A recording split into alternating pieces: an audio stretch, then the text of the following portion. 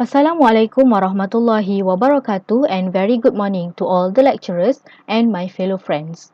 I am Siti Balkis Amnani binti Mat Jailani and this is the presentation for my final year project proposal with the title A Study on the Estimation of Risk on Hospital Admission of Respiratory Disease due to the exposure of air pollutants, PM10, ozone and carbon monoxide among children in Kuala Lumpur from 2010 to 2015.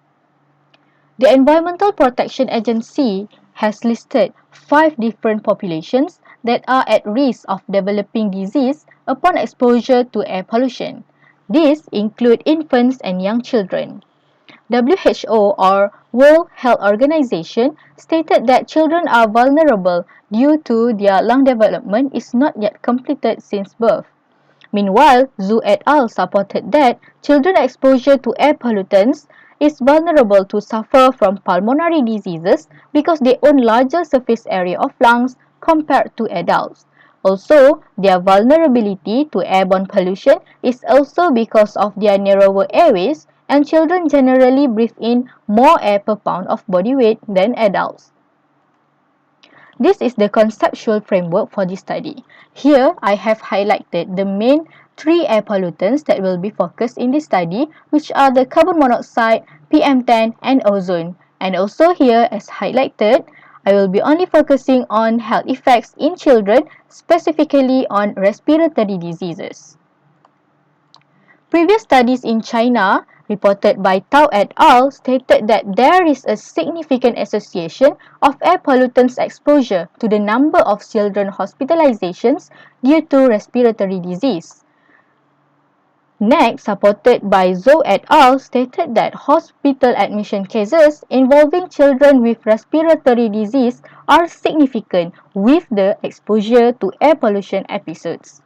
However, in Malaysia, very limited studies have been reported on the risk of children hospitalizations due to respiratory disease from air pollution exposure.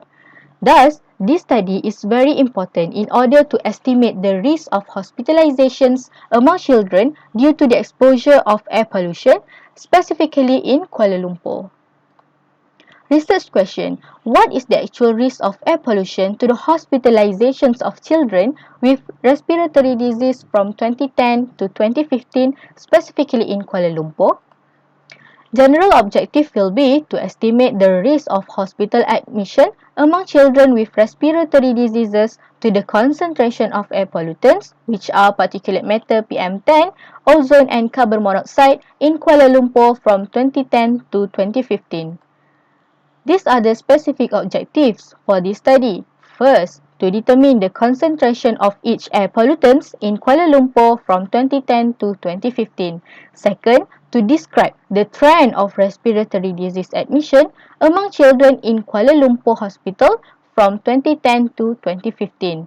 Third, to determine the association between the concentration of each pollutants and respiratory disease admission among children in Kuala Lumpur. Fourth, to evaluate the contribution of each pollutants to respiratory disease admission among children in Kuala Lumpur. And last but not least, to estimate the risk of exposure to each pollutants to respiratory disease admission among children in Kuala Lumpur Hospital from 2010 to 2015. These are the hypotheses. First, there is a significant association between the concentration of PM10, carbon monoxide and ozone and respiratory disease admission among children in Kuala Lumpur Hospital. Second, the concentration of each pollutants do increase the respiratory disease admission among children in Kuala Lumpur Hospital. And third, the exposure to PM10, carbon monoxide and ozone increase the risk of respiratory disease admission among children in Kuala Lumpur Hospital from 2010 to 2015. Move on to the literature review with the first pollutant, which is the PM10. Particle pollution includes PM2.5 and PM10. However, in this study, I will only focus on PM10, which is inhalable particles with the diameter of 10 micrometers in size. These particles are emitted directly from a source or from a chemical reaction of chemicals such as sulfur dioxide, and nitrogen oxide that are emitted from power plants, industries, and automobiles. The exposure to such particles decrease the lung function and increase a few respiratory symptoms.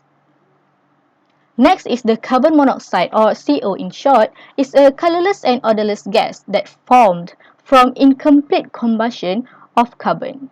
It is a component of motor vehicle exhaust which contributes about 60% of all CO emission nationwide.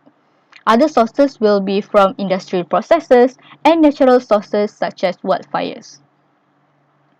Reported by Katsuyani, carbon monoxide may enter the bloodstream and reduce the delivery of oxygen to the organs and tissues due to its high affinity to hemoglobin, and then forming carboxyhemoglobin. Last but not least is the ozone. Ozone occurs in both Earth's upper atmosphere and at ground level. However, ozone at ground level is a harmful air pollutant that is formed by chemical reactions between the oxides of nitrogen, NOx, and VOCs, volatile organic compounds, in the presence of heat and sunlight.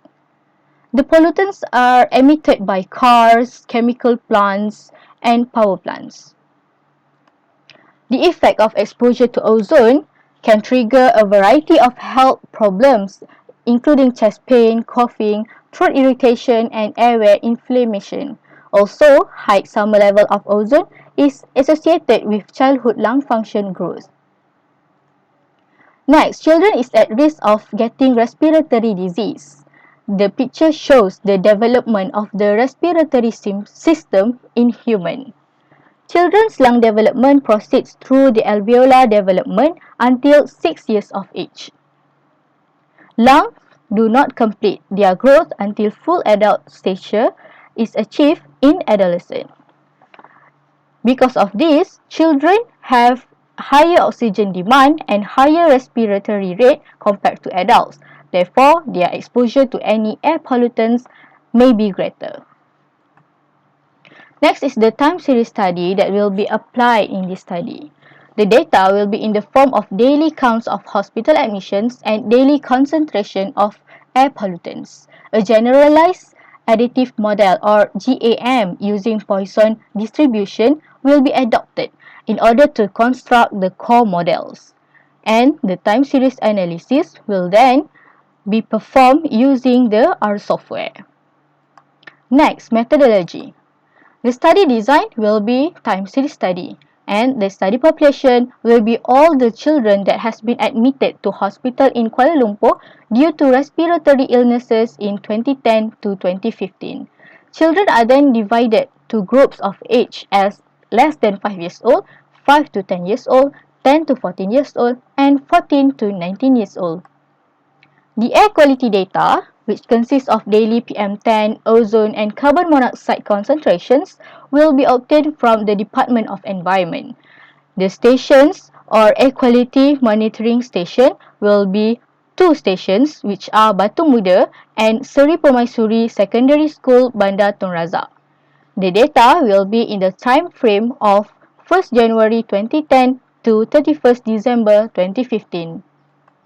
Meanwhile, the hospital admission data will be obtained from Department of Health Information, Ministry of Health Malaysia, and Hospital Chancellor Tunku Mukhris.